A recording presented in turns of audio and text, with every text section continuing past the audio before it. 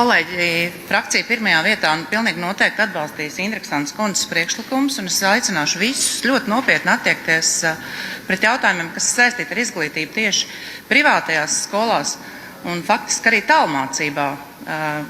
Mēs ar ļoti vieglu roku mēģinam atteikties no tā, kas mums ir. Un ministra kundze, izmantojot izdevību, ka jūs šeit esat klāt, izglītības kvalitātes kritērijas attiecībā uz privātskolām nedrīkst būt vienīgais.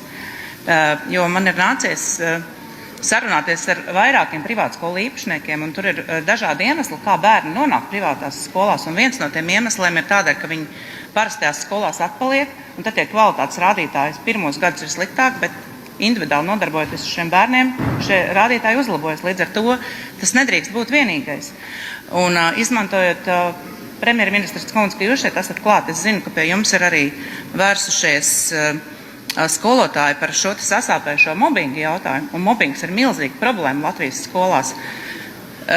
Šis ir vēl viens jautājums, kādēļ vecāki izņem ārā savus bērnus no parastām skolām, un viņi mācījās, vai nu viņi mācās tālmācībā, vai nu privātās skolās.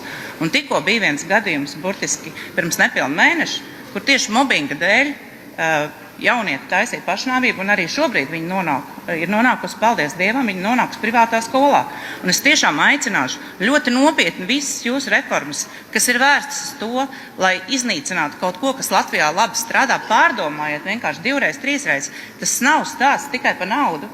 Aiz katra šī eiro centa stāv bērns, dzīvs bērns ar savām problēmām, par kurām mēs nevienmēr zinām, un mēs nedrīkstam izskaust to, kas labi darbojas. Un privāta skolu mehānisms Latvijā darbojas labi tieši tāpatās, kā darbojas arī tālmācība. Tādēļ aicināšu padomāt 3 reizes un atbalstīt Ilzes Indreksantes priekšlikumu. Paldies!